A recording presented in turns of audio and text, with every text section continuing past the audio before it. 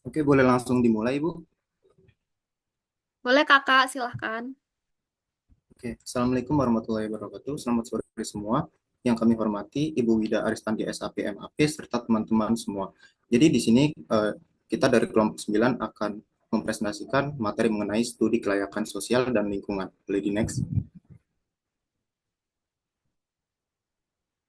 Oke, di sini adalah anggota tim dari kelompok 9, yaitu ada Atika Putri Rahmawati, Enggar Hermayanti Pratiwi, dan saya sendiri Reza Yusuf Hasan. Boleh di next.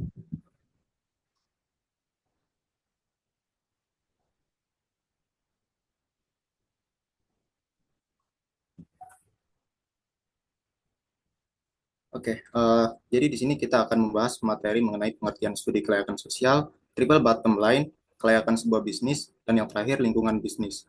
Boleh di next. Oke, materi yang pertama akan dibahas oleh rekan saya. Oke, terima kasih Reza. Jadi di sini ada materi yang pertama yaitu mengenai studi kelayakan sosial. Jadi studi kelayakan sosial adalah kajian yang bertujuan untuk menilai atau mengevaluasi dampak sosial dari suatu proyek atau aktivitas tertentu terhadap masyarakat dan lingkungannya. Tujuannya itu untuk memastikan bahwa suatu proyek atau kebijakan itu tidak hanya menguntungkan secara ekonomi, tetapi juga memperhatikan aspek sosial dan lingkungannya. Nah, dalam studi kelayakan sosial ini ada dua aturan utama. Yang pertama, meliputi biaya yang diperlukan, dan selanjutnya nilai yang diperoleh. Nah, studi kelayakan sosial ini melibatkan analisis terhadap berbagai faktor. Yang pertama ada dampak sosial yang mungkin timbul, terus perubahan dalam struktur masyarakat, kesejahteraan masyarakat setempat, keberlanjutan lingkungan, dan lain-lain. Nah, dalam pelaksanaannya itu biasanya tim studi kelayakan sosial ini akan bekerja sama dengan komunitas setempat untuk memahami perspektif dan kebutuhan mereka. Boleh di next?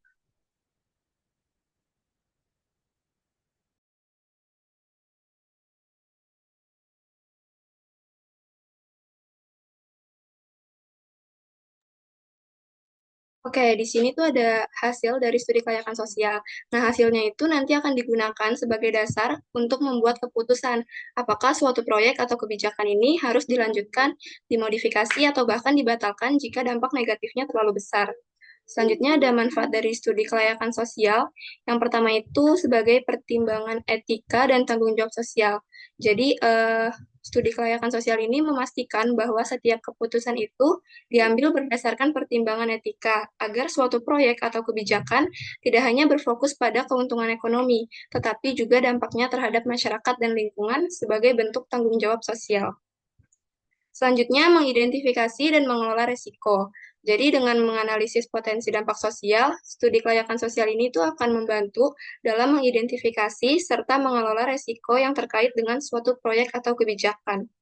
Selanjutnya, mendukung pertumbuhan ekonomi yang berkelanjutan dan adil. Jadi, seperti yang udah dijelaskan tadi, kalau misalkan studi ini tuh nggak cuma berfokus pada kepentingan finansial atau ekonomi aja, tetapi juga memperhatikan kesejahteraan sosial. Jadi, bisa mendukung pertumbuhan ekonomi yang berkelanjutan dan adil. Yang terakhir itu memperhatikan kepentingan dan kesejahteraan masyarakat. Jadi secara umum manfaatnya itu dari apa namanya studi kelayakan sosial ini untuk memperhatikan kepentingan dan kesejahteraan masyarakat. Untuk selanjutnya akan dijelaskan oleh rekan yang lain.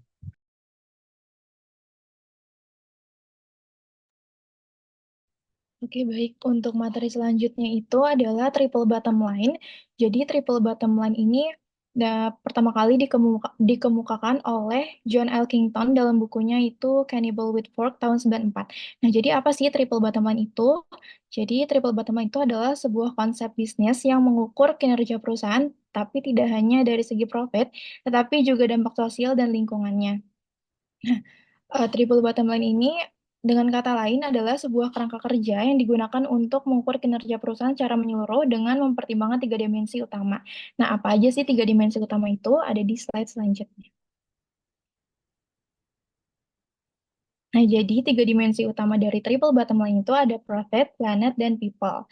Nah, yang pertama itu profit ataupun keuntungan, itu contohnya kayak keuntungan finansial, pertumbuhan bisnis, dan juga return on investment. Nah, jadi dimensi ini adalah dimensi yang paling tradisional, yaitu kemampuan perusahaan untuk menghasilkan keuntungan dan menciptakan nilai bagi pemegang saham.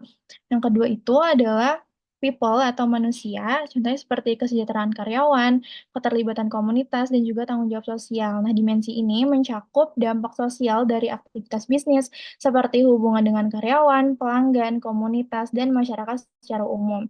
Nah, dimensi ini juga mencakup aspek seperti keadilan sosial, HAM, hak asasi manusia, kondisi kerja yang baik, dan kontribusi pada kesejahteraan masyarakat. Dan yang terakhir dari triple bottom line itu adalah planet atau lingkungan. Contohnya seperti kelestarian lingkungan, pengurangan dampak lingkungan, dan juga penggunaan sumber daya yang berkelanjutan. Nah, dimensi ini berkaitan dengan dampak lingkungan dari aktivitas bisnis seperti penggunaan sumber daya alam, emisi gas rumah kaca, pengelolaan limbah, dan juga dampak pada keanekaragaman hayati.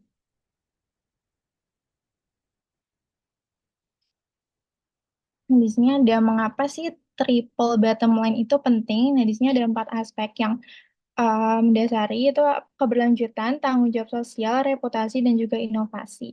Nah, yang pertama itu keberlanjutan. Jadi triple bottom line ini bisa mendorong perusahaan untuk beroperasi secara berkelanjutan dengan mempertimbangkan dampak jangka panjang dari aktivitas bisnis mereka terhadap lingkungan dan juga masyarakat. Lalu yang kedua, tanggung jawab sosial. Triple bottom line juga mendorong perusahaan untuk mengambil tanggung jawab sosial yang lebih besar dan berkontribusi pada pembangunan berkelanjutan. Yang ketiga itu adalah reputasi. Jadi biasanya perusahaan-perusahaan yang menggunakan konsep triple bottom line ini umumnya memiliki reputasi yang baik di mata konsumen, investor, dan bahkan masyarakat luas. Dan yang terakhir itu adalah inovasi. Jadi triple bottom line atau TBL ini juga dapat mendorong perusahaan untuk mengembangkan produk dan juga layanan yang lebih inovatif dan berkelanjutan. Baik, untuk materi selanjutnya akan dijelaskan oleh rekan saya yang lain. Oke, jadi selanjutnya itu ada kelayakan sebuah bisnis. Kelayakan sebuah bisnis adalah penilaian atau evaluasi apakah suatu usaha itu layak untuk dijalankan atau tidak.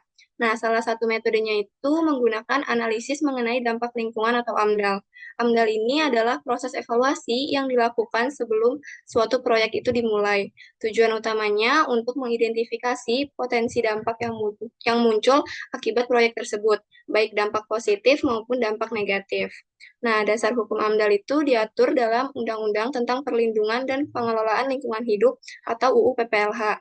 Ada dari Undang-Undang Nomor 32 Tahun 2009, Peraturan Pemerintah Nomor 22 Tahun 2001, dan Permen KLHK Nomor 18 Tahun 2021.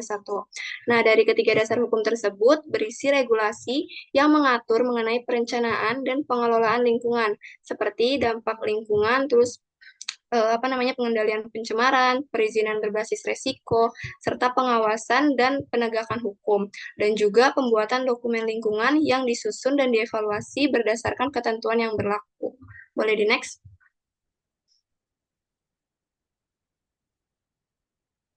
Selanjutnya di sini ada manfaat AMDAL secara umum dalam kelayakan sebuah bisnis. Yang pertama, sebagai bahan pertimbangan pengambilan keputusan oleh pemerintah dan pelaku usaha. Jadi AMDAL ini bisa kayak yang dijelaskan sebelumnya, kalau keputusan yang diambil itu nantinya harus memperhatikan dampak lingkungannya juga. Terus yang kedua, sebagai pedoman dalam mengelola dampak lingkungan. Nah, AMDAL ini menyediakan pedoman yang jelas untuk mencegah, mengendalikan, dan memantau potensi dampak negatif terhadap lingkungan. Sehingga pelaku usaha itu dapat menjalankan proyeknya secara bertanggung jawab dan memastikan keberlanjutan lingkungan hidup. Yang ketiga, sebagai sumber data untuk perencanaan pembangunan daerah. Nah, informasi yang diperoleh dari AMDAL ini nantinya dapat digunakan untuk mendukung perencanaan pembangunan daerah secara lebih terarah. Yang terakhir, sebagai gambaran tentang kondisi lingkungan hidup di sekitar area perusahaan. Nah, AMDAL akan memberikan deskripsi rinci mengenai kondisi lingkungan awalnya kayak gimana, di lokasi proyek tersebut yang nantinya akan menjadi dasar untuk memantau perubahan dari proyek tersebut sehingga gambaran ini tuh nantinya akan menjadi acuan penting untuk memahami karakteristik lingkungan dan mempersiapkan langkah mitigasi kalau nanti akan diperlukan. Untuk selanjutnya akan dijelaskan oleh yang lain.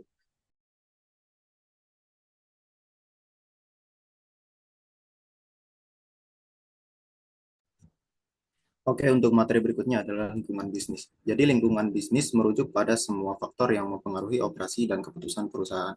Ini mencakup faktor internal dan eksternal yang dapat mempengaruhi kinerja bisnis, termasuk ekonomi, sosial, politik, teknologi, dan juga lingkungan. Boleh di next.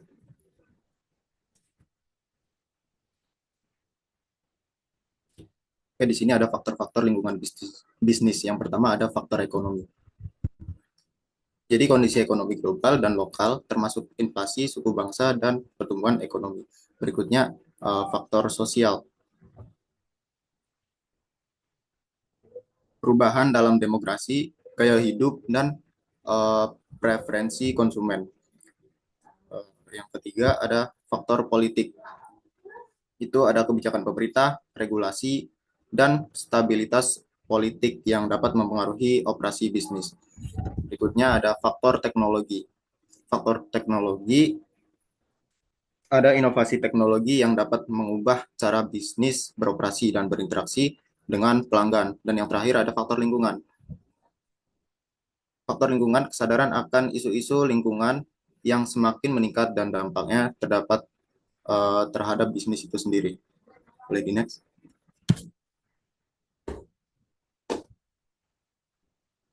Berikutnya ada dampak lingkungan bisnis terhadap perusahaan. Yang pertama, kesempatan dan ancaman. Jadi lingkungan bisnis dapat menciptakan peluang baru atau menimbulkan ancaman bagi perusahaan. Berikutnya ada strategi bisnis. Perusahaan perlu menyesuaikan strategi mereka berdasarkan analisis lingkungan untuk tetap kompetitif. Dan yang terakhir ada inovasi dan adaptasi. Perusahaan yang mampu beradaptasi dengan perubahan lingkungan cenderung lebih sukses. Boleh di next.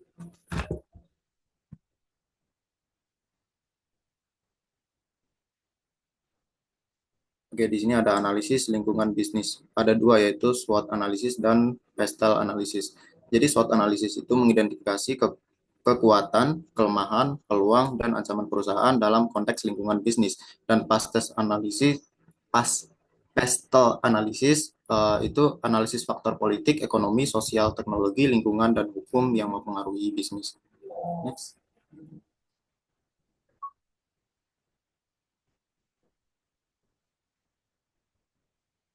Oke, di sini ada studi kasus yang akan dibacakan oleh rekan saya. Oke, untuk studi kasus di sini ada permasalahan dari desa contoh yang terletak di Wonogiri menghadapi beberapa permasalahan dalam pengembangan sebagai desa wisata. Salah satu tantangan utama adalah kurangnya pemahaman dan keterlibatan masyarakat lokal dalam pengelolaan pariwisata. Meskipun memiliki potensi alam yang kaya seperti air terjun dan hutan pinus, masyarakat belum sepenuhnya menyadari manfaat ekonomi yang dapat diperoleh dari sektor pariwisata. Selain itu, ada kekhawatiran bahwa pengembangan pariwisata dapat mengganggu kehidupan sehari-hari mereka dan merusak lingkungan. Nah, solusi dari permasalahan tersebut adalah untuk mengatasi permasalahan ini, solusi yang diusulkan mencakup peningkatan kapasitas sumber daya manusia melalui pelatihan dan workshop bagi masyarakat. Nah, pelatihan ini bertujuan untuk meningkatkan pengetahuan mereka tentang manajemen pariwisata, pemasaran, dan pelestarian lingkungan. Selain itu, penting untuk melibatkan masyarakat dalam setiap tahap perencanaan dan pengembangan desa wisata, sehingga mereka merasa memiliki proyek ini dan memahami manfaatnya. Nah, dari solusi tersebut dipakai konsep triple bottom line, yaitu dimensi people, di mana mereka melibatkan masyarakat. Baik, untuk kesimpulan akan dijelaskan oleh rekan saya.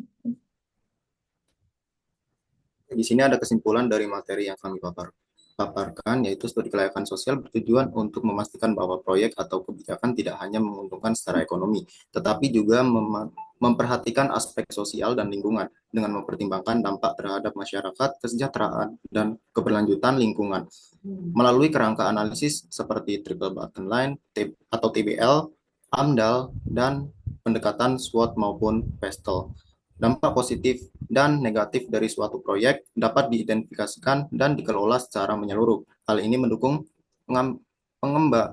pengambilan keputusan yang bertanggung jawab secara sosial dan etis, mengelola risiko, serta mendorong pertumbuhan ekonomi yang berkelanjutan dan adil. Analisis lingkungan bisnis yang meliputi faktor ekonomi, sosial, teknologi, politik, dan lingkungan juga penting untuk mendukung inovasi, adaptasi, dan strategi bisnis yang kompetitif dalam menghadapi peluang dan ancaman. Next.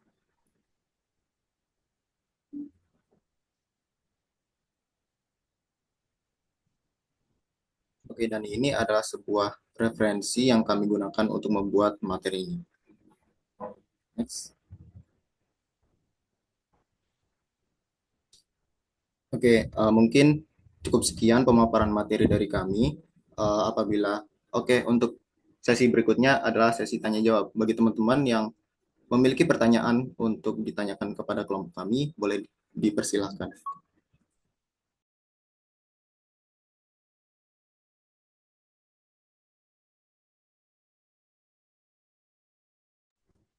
Oke, di layar saya yang pertama ada Veriska. Boleh, Veriska? Ya, terima kasih atas kesempatannya. Jadi pertanyaannya itu apakah izin maaf. Apakah izin lokasi menjadi persyaratan untuk proses kelayakan sosial dan lingkungan, dan apabila dari analisis kelayakan sosial dan lingkungan penghambatnya hanya satu, yaitu ketidaksetujuan masyarakat, apakah masyarakat dapat memutuskan proyek tersebut? Dengan kata lain, proyek tersebut dibatalkan. Sekian pertanyaan dari saya, apakah cukup dimengerti? Cukup dimengerti. Terima kasih, Veriska. Oke, sama-sama. Punten Mbak Veriska, tulis namanya, NIM, sama pertanyaannya di kolom chat ya Mbak. Oke, baik Ibu. Oke, untuk berikutnya Natasha Septi, boleh lemparkan pertanyaannya.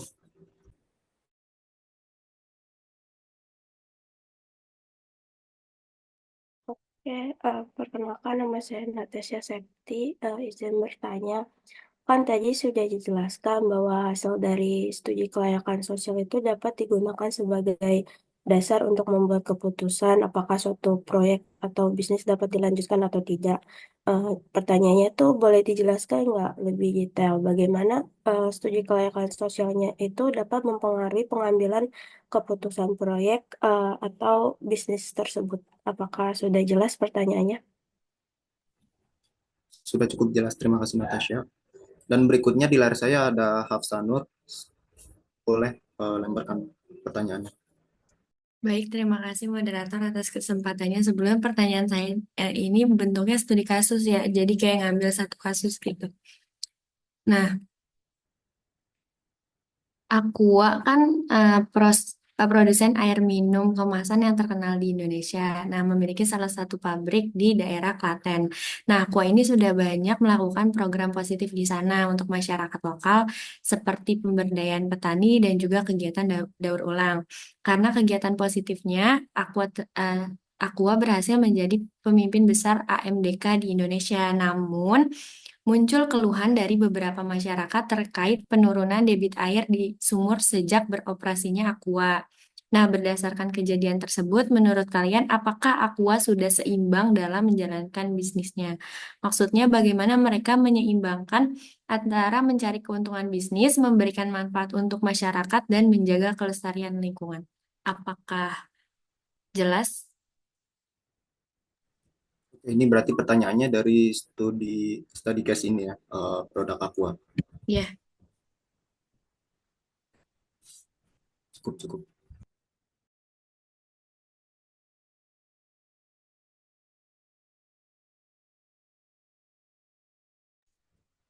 Ibu Wida, ini ada 5 pertanyaan, tapi kita sudah menampung 3 pertanyaan. Apakah tetap dilanjut 5 atau gimana, Bu? Apa-apa dilanjut aja, nanti saya bantuin. Oke, terima kasih, Bu. Oke, di layar saya ada Silviani. Boleh lemparkan pertanyaannya. Oke, makasih Reza atas kesempatannya. Mungkin pertanyaannya berkaitan sama Veriska ya. Jadi kalau studi kelayakan sosial itu kan bisa dipengaruhi kepentingan pengembang atau investor yang lebih fokus cari untung daripada mikirin kebutuhan masyarakat. Nah, penting juga nih buat Masin kalau studi kelayakan sosial ini benar-benar objektif dan gak cuma untungin pihak-pihak tertentu aja. Lalu sejauh mana nih hasil studi kelayakan sosial bisa dipengaruhi masyarakat? Gitu pertanyaannya. Jelas nggak? Kakak punten tadi suaranya terputus-putus. Boleh ulangi lagi nggak? Oke, Ibu. Jadi studi kelayakan sosial ini kan bisa langsung pertanyaan aja. Sejauh mana hasil studi kelayakan sosial bisa dipengaruhi oleh kepentingan investor yang mungkin nggak ngelihat kebutuhan masyarakatnya sendiri itu? Udah jelas belum, Ibu? Oke, Oke, Silvi, udah jelas. oke. Makasih Kakak. Oke, di layar saya yang terakhir ada Natasha dan Citra, boleh lemparkan pertanyaannya. Oke, terima kasih atas kesempatannya. Nama saya Natasha. Saya mau tanya, suatu bisnis tuh kan, ya suatu bisnis yang beroperasi tuh kan pastinya punya limbah.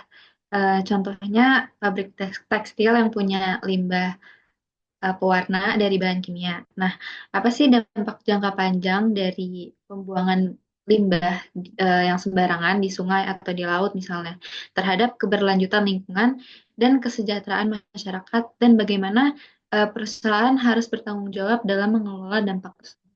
Apakah dapat dipahami pertanyaannya? Cukup jelas, Natasha. Terima kasih atas pertanyaannya. Oke, kelompok 9 ya ini ya Mas ya. Butuh waktu untuk Iya, Ibu. menjawab. Sepertinya ya, Bu, untuk mendiskusikan terlebih dahulu. Oke, kita langsung aja ya ke kelompok selanjutnya biar nanti kelompok 9 punya waktu buat diskusi dulu. Untuk teman-teman tadi yang tanya jangan lupa ya tulis nama sama NIM-nya di kolom chat. Sekalian pertanyaannya boleh. Oke. Boleh kelompok 10 ya selanjutnya ya. Ibu, maaf, saya izin bertanya atau list pertanyaannya saya kirim di WA Ibu aja. Jadi nanti saya bikinin listnya dulu. Oh gitu. Ya udah nggak apa-apa. Boleh, Oke, boleh. baik. Terima kasih. Kelompok selanjutnya siapa?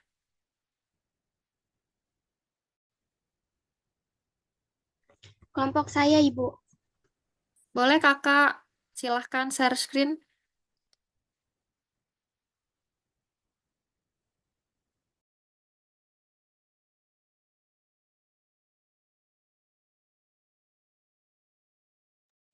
Izin mulai ya, Ibu.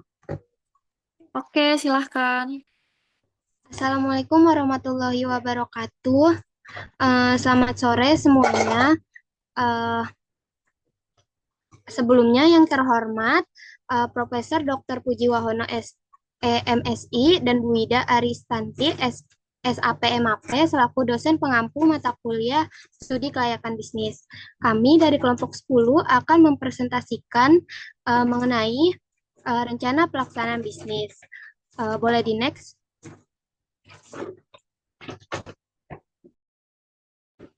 Adapun anggota dari kelompok 10 yang pertama, saya sendiri Adinda Triwayuni, yang Nova Sofianti, dan Putri Mulya. Boleh di next?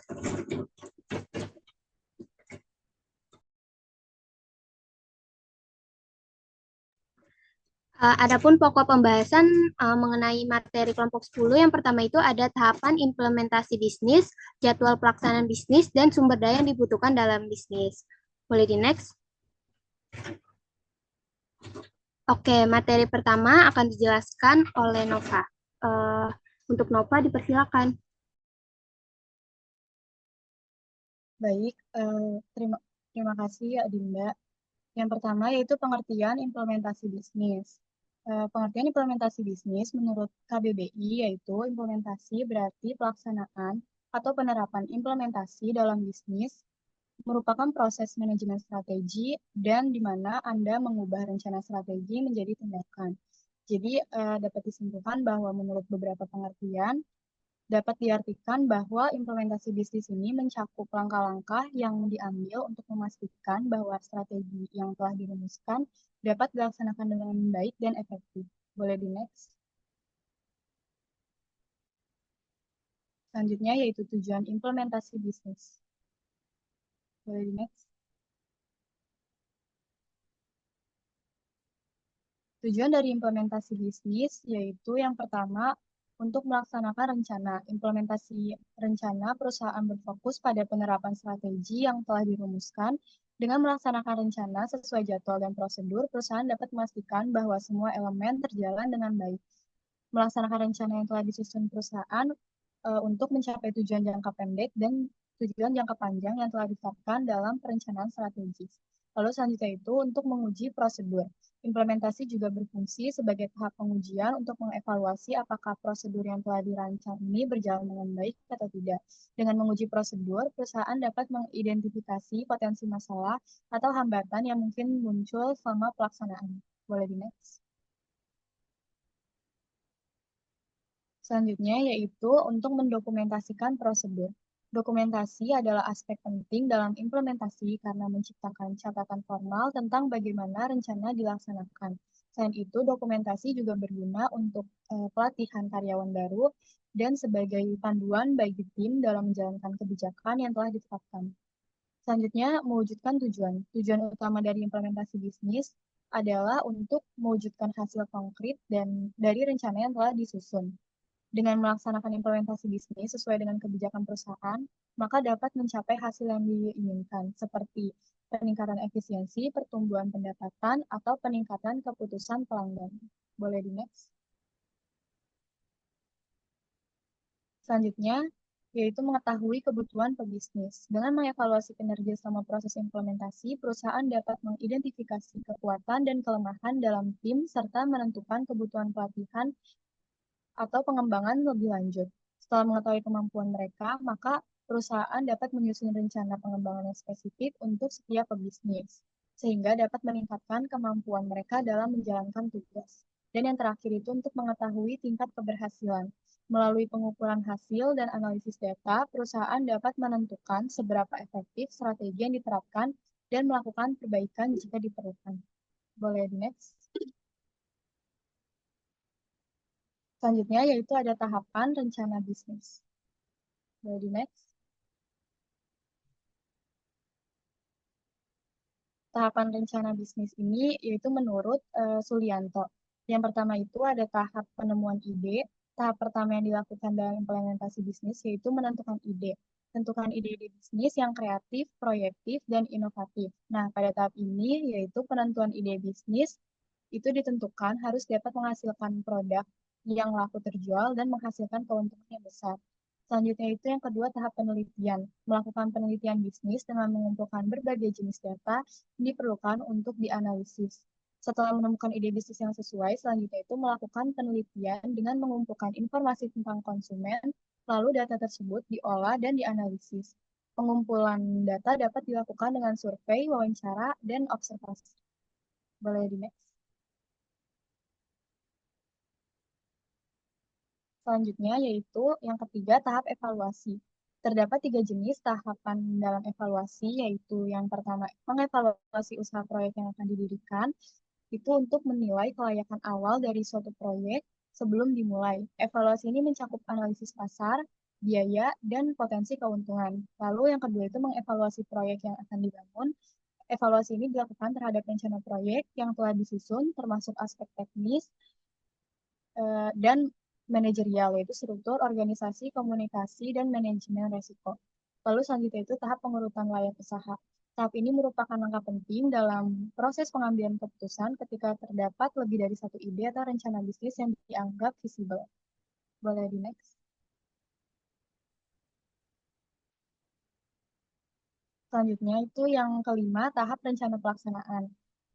Tahap ini penting karena memberikan gambaran jelas tentang apa yang dibutuhkan untuk menyelesaikan proyek dengan sukses. Dan yang terakhir ini, tahap pelaksanaan, yaitu pada tahap ini semua elemen yang diperlukan ini untuk menjalankan rencana bisnis harus dipersiapkan dan dilaksanakan dengan baik. Setelah proses bisnis berjalan baik dan dinilai layak, selanjutnya semua rencana bisnis ini dapat dikontrol rutin untuk mengetahui kendala yang terjadi saat proses berjalan. Boleh di next. Materi selanjutnya akan dijelaskan oleh rekan saya.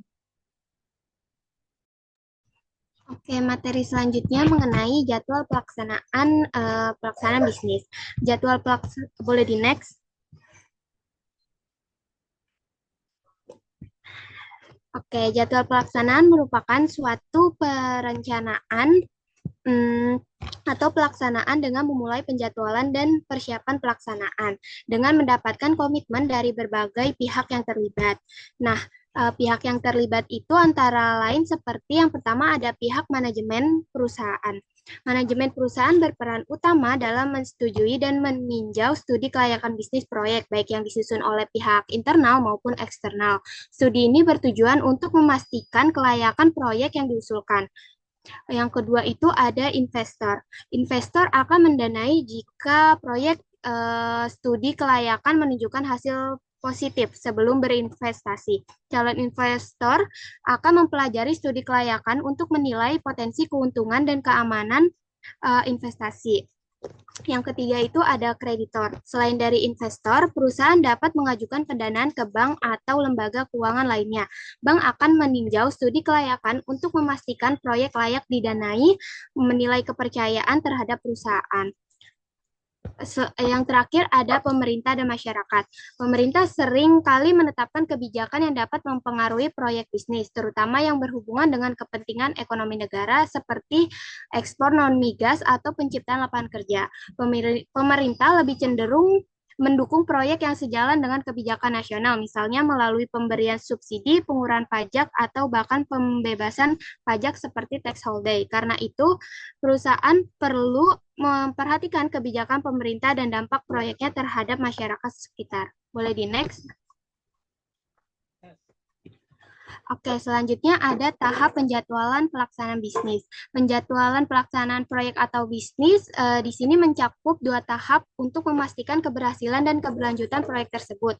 Berikut adalah masing-masing penjelasan dari tahap tersebut. Yang pertama itu ada tahap pelaksanaan usaha atau bisnis. Pada tahap ini, proyek mulai dijalankan sesuai dengan rencana yang telah dibuat. Namun seringkali muncul resiko dan hambatan yang tidak terduga, seperti perubahan kondisi pasar atau lingkungan yang memerlukan revisi terhadap rencana awal.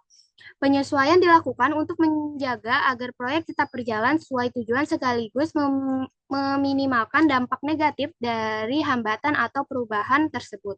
Yang kedua ada tahap evaluasi terhadap perencanaan dibandingkan dengan kenyataan. Setelah pelaksanaan berjalan, perlu dilakukan evaluasi untuk membandingkan rencana awal dengan hasil nyata yang dicapai. Proses ini penting untuk mengidentifikasi apakah ada bagian dari perencanaan yang perlu disesuaikan atau dibuat alternatif lain yang lebih efektif. Evaluasi ini mempertimbangkan sumber daya yang tersedia, modal yang telah dialokasikan, serta tingkat pengembalian yang diperoleh. Boleh di next? Oke, selanjutnya ada manfaat penjadwalan pelaksanaan bisnis. Manfaat penjadwalan pelaksanaan bisnis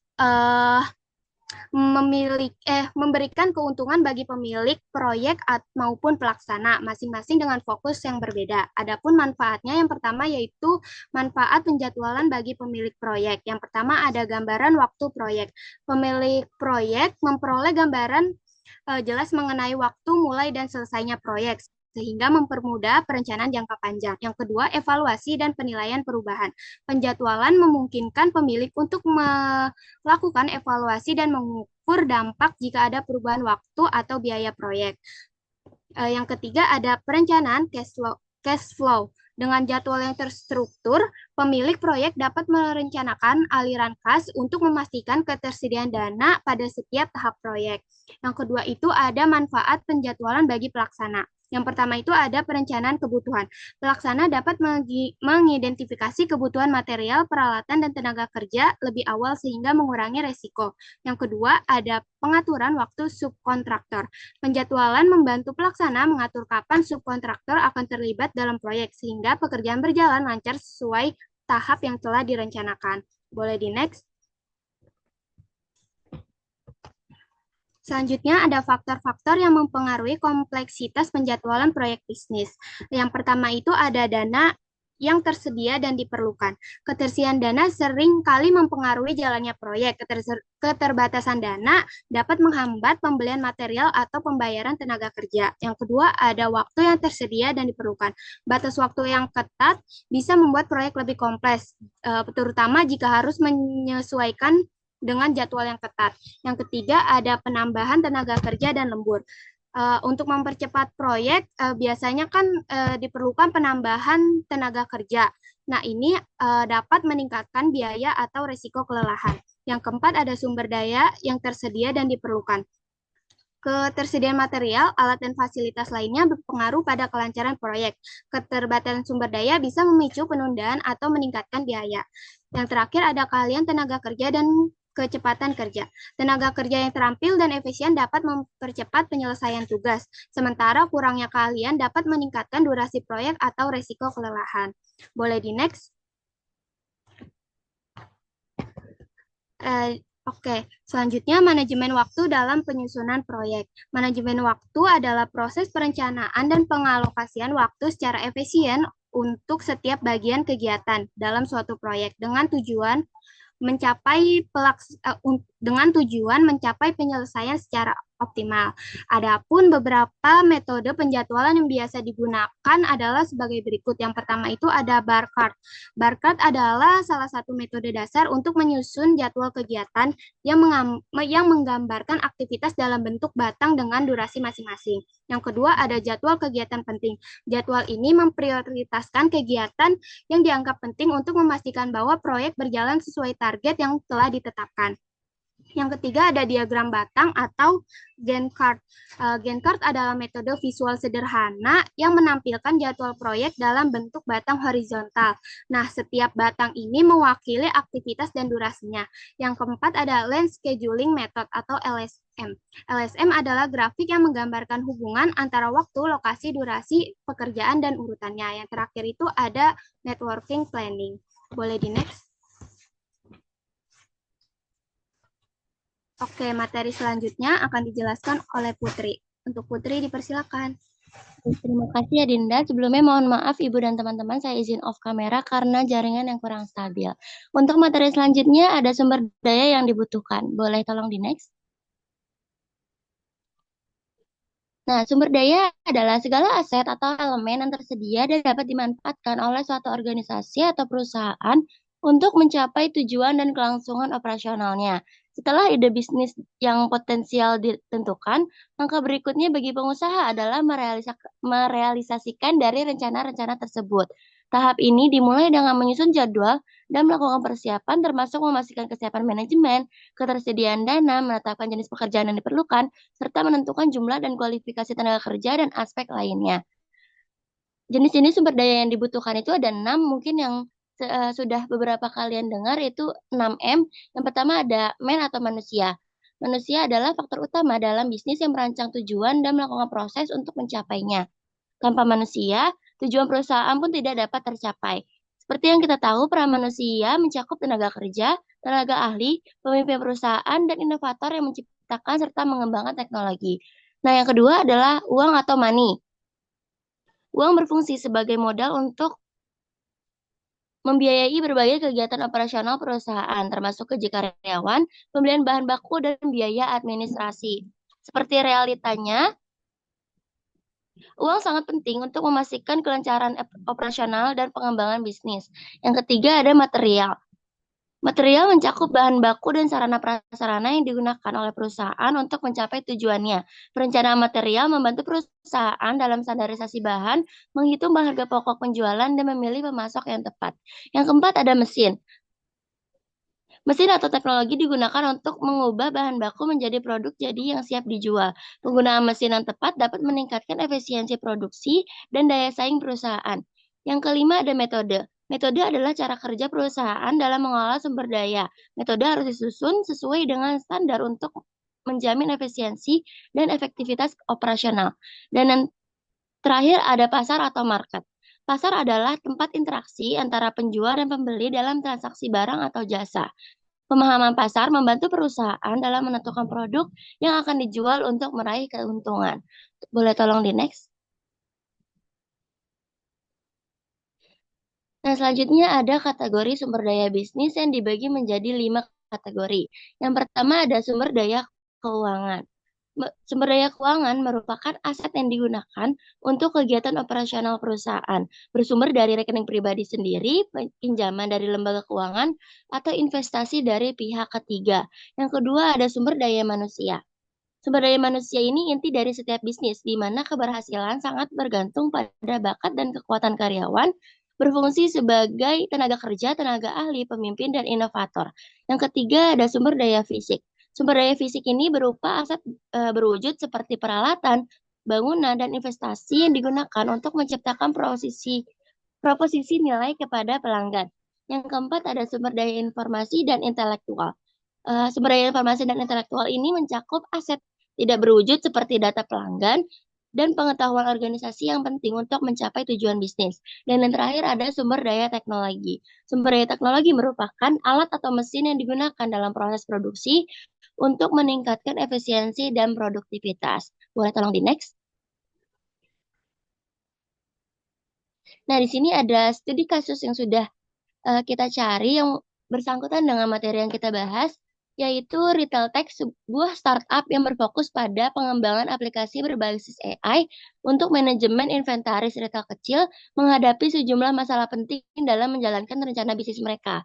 Pertama, produk mereka tidak sesuai dengan kebutuhan pasar Indonesia karena aplikasinya tidak sepenuhnya sesuai dengan preferensi pemilik toko kecil. Yang kedua, mereka menghadapi masalah pendanaan dan sumber daya manusia atau SDM yang terbatas, yang menghalangi pengembangan produk dan ekspansi bisnis.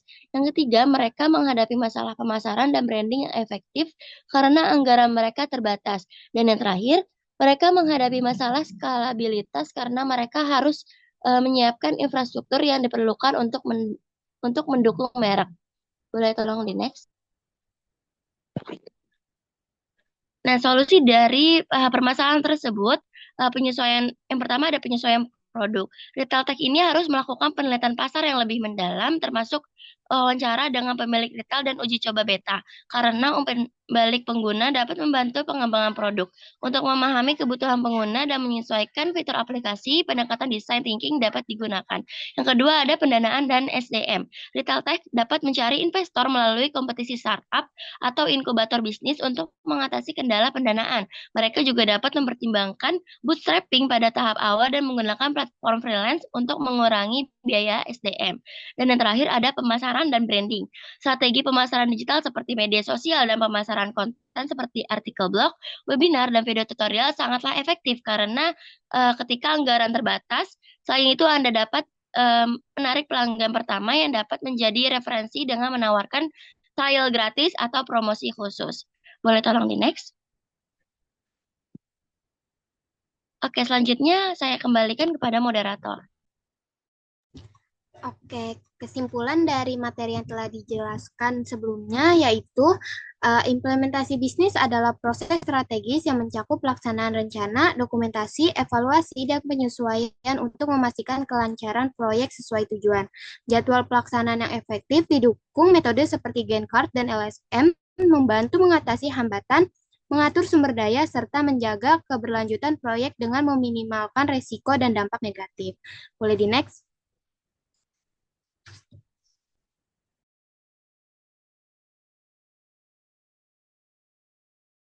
Oke, berikut referensi yang kami gunakan untuk mencari materi sebelumnya. Boleh di next? Oke, karena penjelasannya udah selesai, selanjutnya adalah sesi tanya-jawab. Bagi teman-teman yang ingin bertanya, dipersilakan.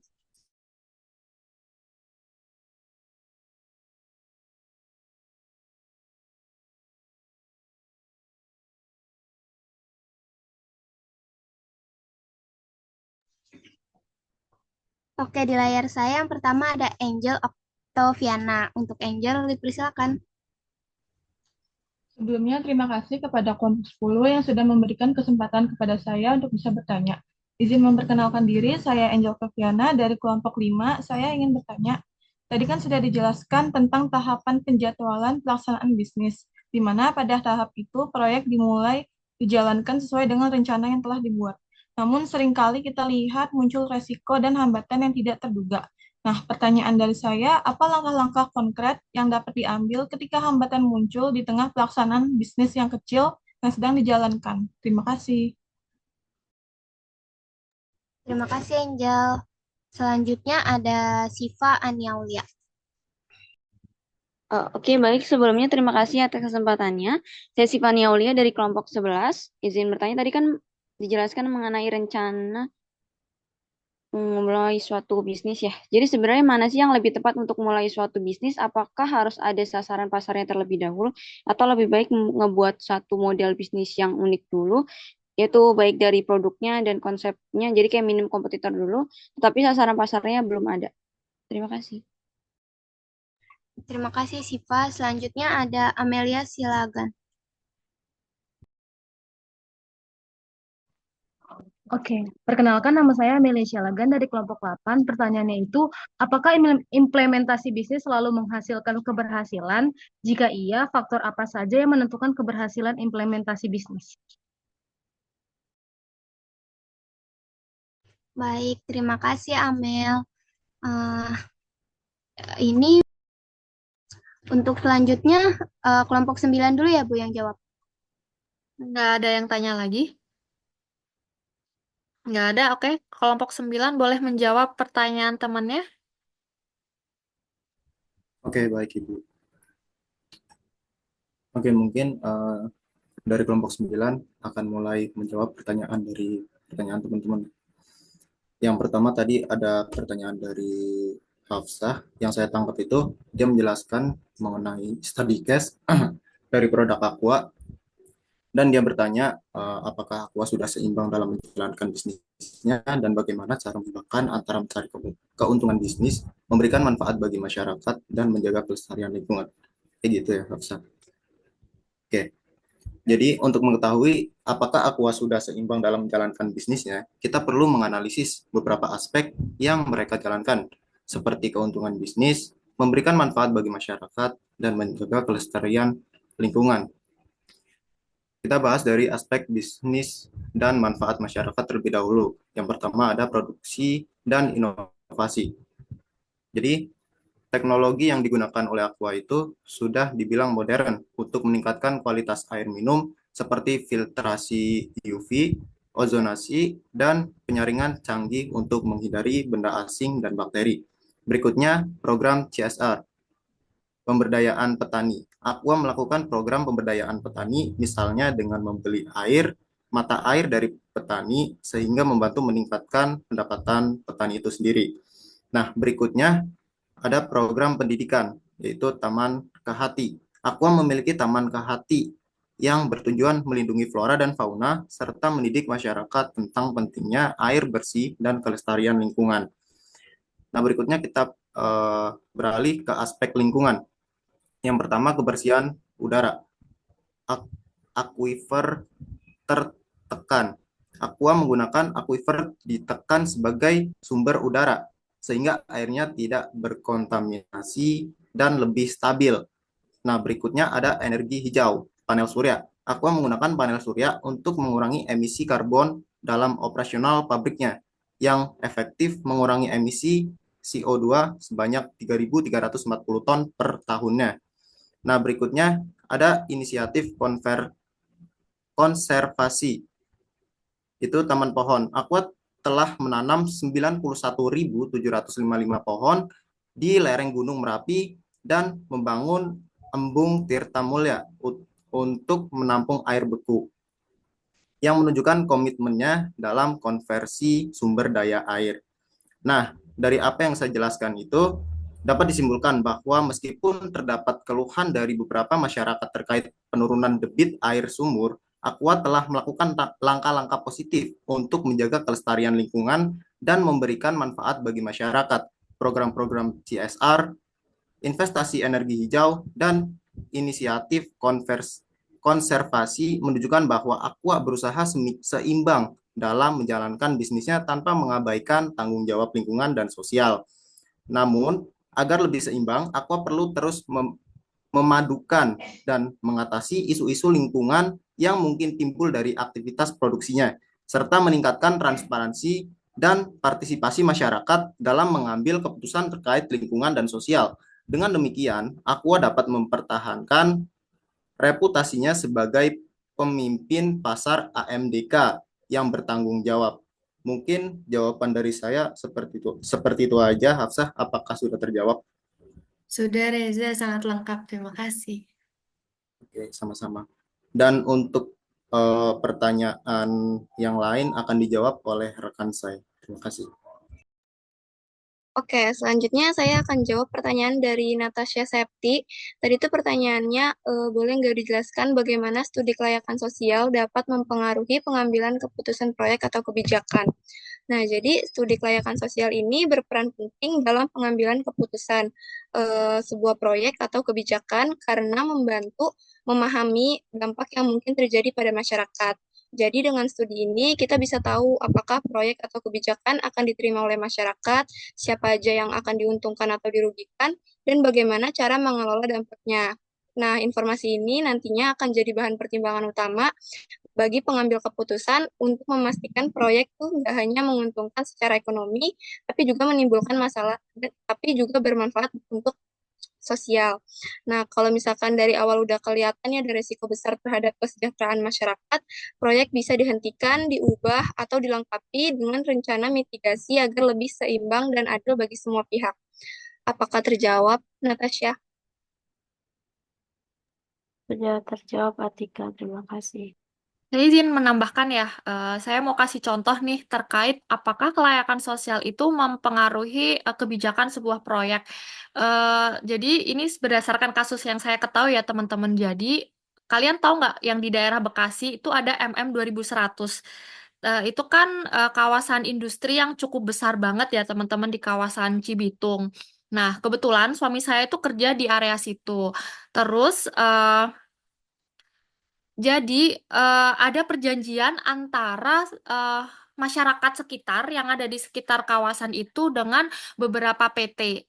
Intinya bahwa eh, setiap PT atau pabrik-pabrik yang berdiri di situ harus menyediakan kuota sekian persen untuk masyarakat sekitar gitu. Ketika memang dia ingin diberikan izin oleh masyarakat untuk beroperasi di MM 2100 di kawasan Cibitung itu. Nah, dari hal itu kita bisa lihat nih teman-teman, itu kan juga pasti akan mempengaruhi kebijakan dari sebuah perusahaan untuk dalam mengambil merekrut karyawan ya. Misal biasanya karyawan direkrut dari misal dari universitas lain, dari eh, apa namanya? Misal lulusan SMK di luar dari maksudnya biasanya mereka open recruitment dulu gitu ya. Nah, dari situ mereka akhirnya menyediakan kuota yang mau nggak mau mereka harus menerima eh, masyarakat atau pemuda-pemudi yang ada di sekitar sekitar wilayah MM 2100 itu walaupun dia nggak tahu gimana kualitas dari karyawan itu kayak gitu. Sebenarnya itu juga sangat mempengaruhi kebijakan yang diambil oleh proyek tersebut sih, tapi balik lagi ketika mereka mendirikan sebuah perusahaan atau sebuah pabrik ingin memberikan kesejahteraan bagi masyarakat, mungkin hal itu yang bisa dapat dilakukan oleh pabrik-pabrik untuk apa ya memberikan sumbangsih karena pastikan kalau kita mendirikan pabrik tuh pasti akan ada dampak negatifnya gitu. Nah, mungkin dengan adanya perekrutan karyawan dari sekitar pabrik itu bisa meredam apa ya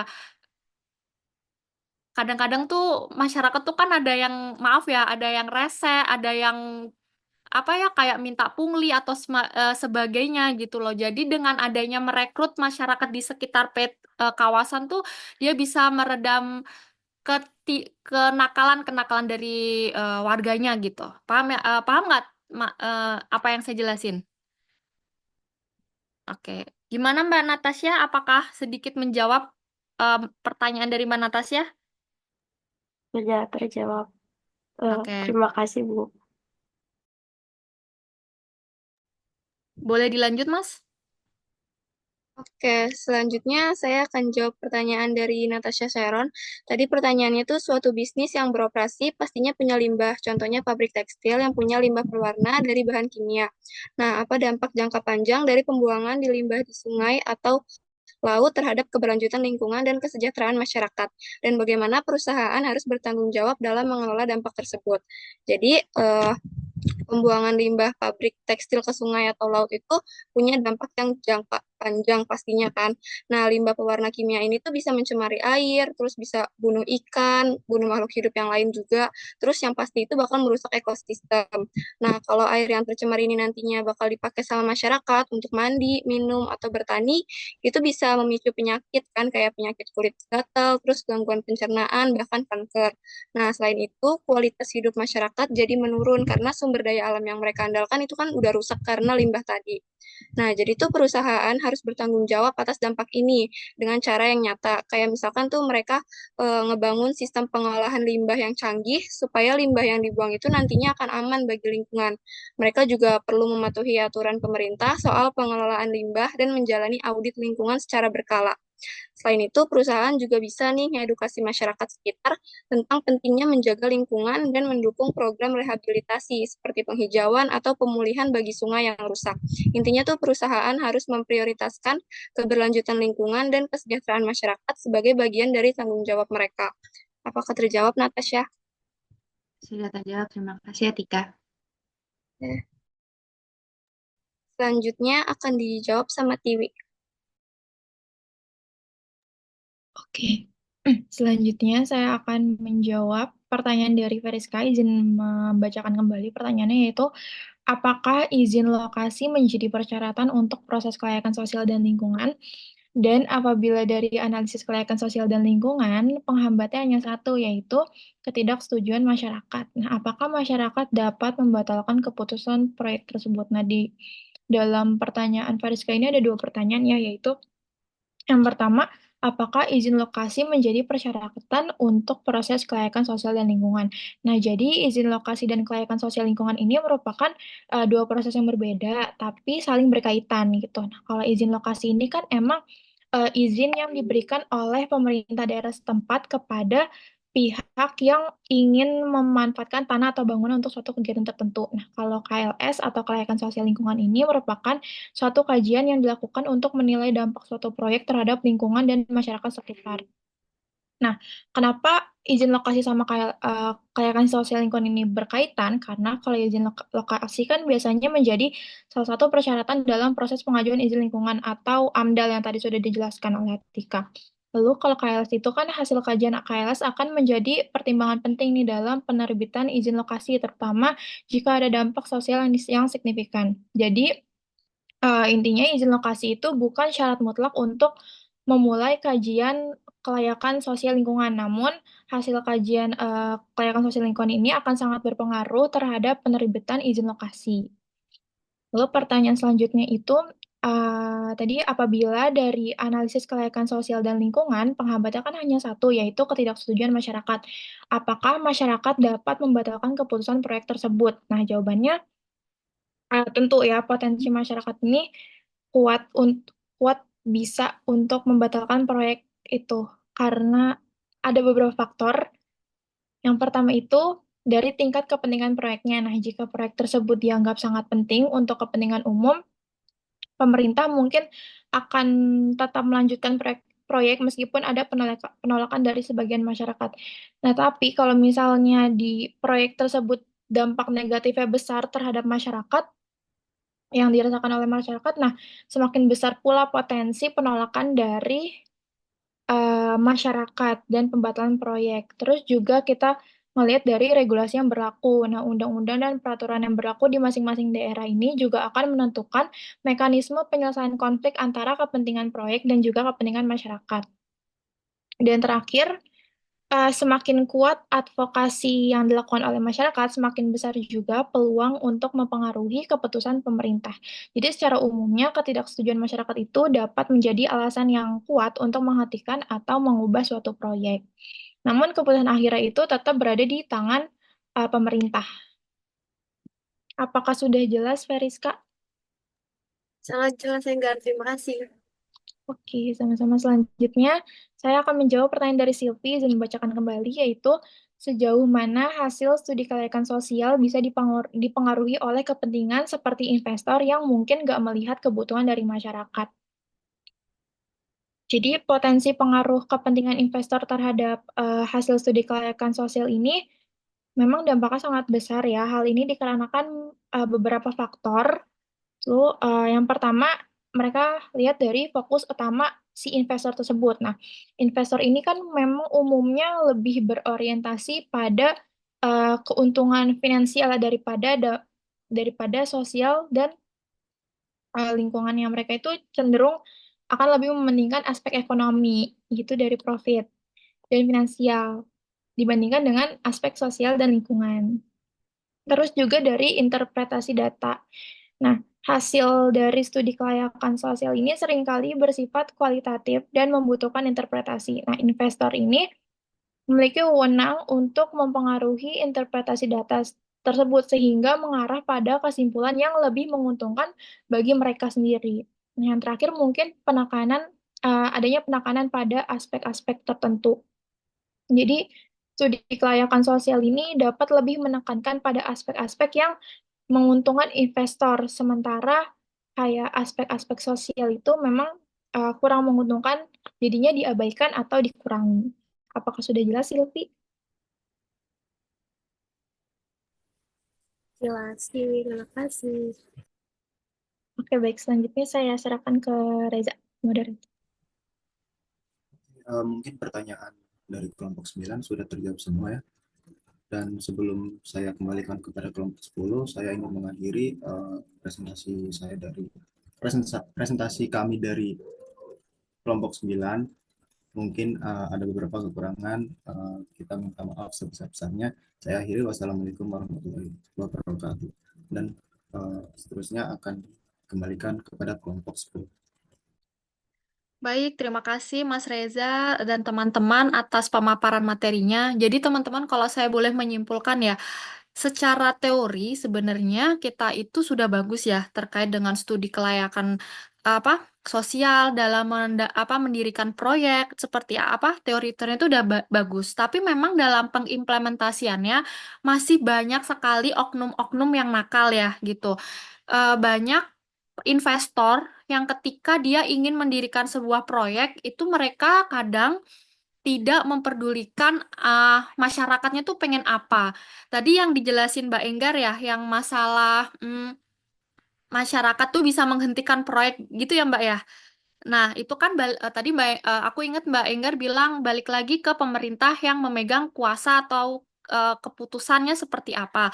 Tapi terkadang pemerintah itu juga gampang banget dikendalikan oleh investor gitu. Pemerintah gampang banget nih disuap, dikasih uang untuk melancarkan atau memberikan izin dalam mendirikan proyek, padahal proyek tersebut tidak memberikan manfaat yang banyak gitu kepada masyarakat, bahkan lebih cenderung merugikan kayak gitu. Nah, memang di situ tantangannya teman-teman. Pasti teman-teman juga bakal mungkin sekarang juga mengetahui banyak kasus-kasus bahwa banyak proyek-proyek yang didirikan tetapi dia tidak memberikan efek positif bagi masyarakat, malah merugikan. Masyarakatnya udah protes, udah demo dan lain sebagainya, tapi juga tidak digubris sama pemerintah yang akhirnya ujung-ujungnya proyek tersebut tetap dijalankan dan yang diuntungkan adalah investor itu sendiri.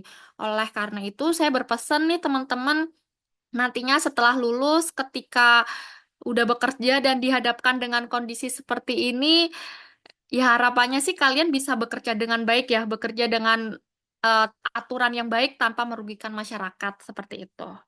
Baik, selanjutnya kelompok 10 boleh menjawab. Baik, Ibu. Oke, dari kelompok 10 ingin menjawab pertanyaan dari beberapa teman-teman. Yang pertama itu ada pertanyaan dari Angel. Inti pertanyaannya itu apa langkah-langkah konkret yang dapat diambil ketika hambatan muncul di tengah pelaksanaan bisnis yang sedang dijalankan. Izin menjawab, ketika hambatan muncul di tengah pelaksanaan proyek, langkah yang perlu kita lakukan adalah yang pertama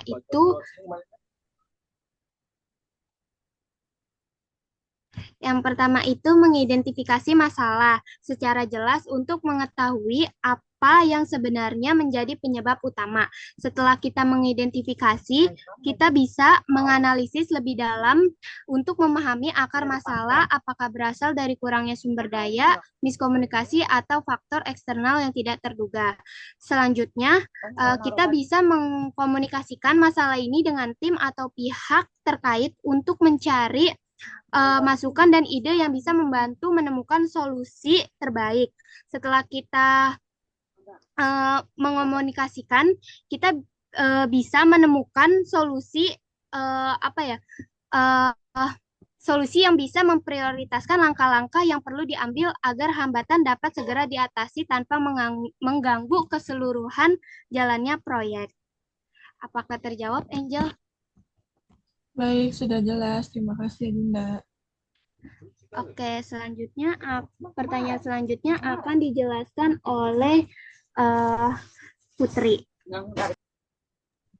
Baik, saya izin menjawab pertanyaan Syifa. Sebelumnya terima kasih Syifa sudah bertanya. Pertanyaannya keren banget. Nah, pertanyaannya itu adalah mana yang lebih tepat untuk memulai sebuah bisnis? Apakah harus ada sasaran pasarnya atau lebih baik membuat model bisnis yang unik baik dari produk atau konsepnya, tetapi sasaran pasarnya belum ada? Nah, di sini saya izin menjawab, dalam memulai sebuah bisnis itu perlu pertimbangan yang matang antara sasaran pasar dan keunikan model bisnis itu sendiri. Keduanya ini memiliki peran yang sama-sama penting, namun pendekatan yang tepat dapat bervariasi tergantung pada konteks dan tujuan bisnis yang ingin dibangun. Nah, di sini kita bagi ke dalam 2 poin. Yang pertama dari sasaran pasarnya. Kenapa sih sasaran pasar itu penting? Yang pertama itu memahami kebutuhan konsumen. Kita harus mengetahui siapa target pasar kalian, karena dapat membantu dalam merancang produk atau layanan yang sesuai dengan kebutuhan dan keinginan mereka. Karena ini dapat meningkatkan peluang keberhasilan dari bisnis itu sendiri. Yang kedua, ada mendefinisikan strategi pemasaran. Dengan sasaran pasar yang jelas, kalian dapat merumuskan strategi pemasaran yang lebih efektif, menjangkau audiens yang tepat, dan meningkatkan penjualan. Dan yang terakhir itu mengurangi resiko dari kegagalan. Kita harus memahami pasar ini itu memungkinkan kalian untuk menghindari investasi pada produk yang tidak memiliki permintaan, sehingga mengurangi resiko dari kegagalan bisnis. Nah, poin yang kedua itu dari model bisnis yang unik. Kenapa sih model bisnis ini unik ini dianggap penting? Karena ada 3 keuntungan di sini. Yang pertama itu membedakan dari kompetitor, dan yang kedua menciptakan opportunities yang pasar yang baru, dan yang ketiga menumbuhkan loyalitas pelanggan. Dalam memilih antara fokus pada sasar pasar atau menciptakan model bisnis yang unik, ada 3 hal-hal yang perlu dipertimbangkan. Yang pertama ada riset pasar. Lakukanlah riset pasar untuk memahami apakah ada kebutuhan spesifik di pasar yang dapat dipenuhi dengan produk unik dari bisnis itu sendiri. Jika ada celah di pasar, pendekatan inovatif bisa sangat efektif untuk dijalankan. Yang kedua ada kombinasi dari keduanya, yaitu sasaran pasar dan model bisnis yang unik.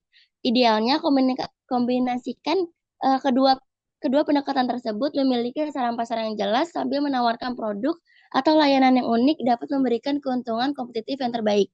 Dan yang ketiga, evaluasi dan adaptasi. Setelah meluncurkan bisnis, terus evaluasi respons pasar dan bersiaplah untuk beradaptasi.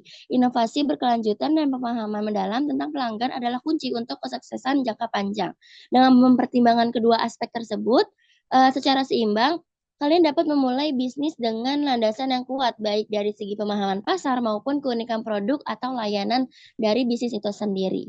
Kira-kira jawabannya terjawab nggak, Syifa?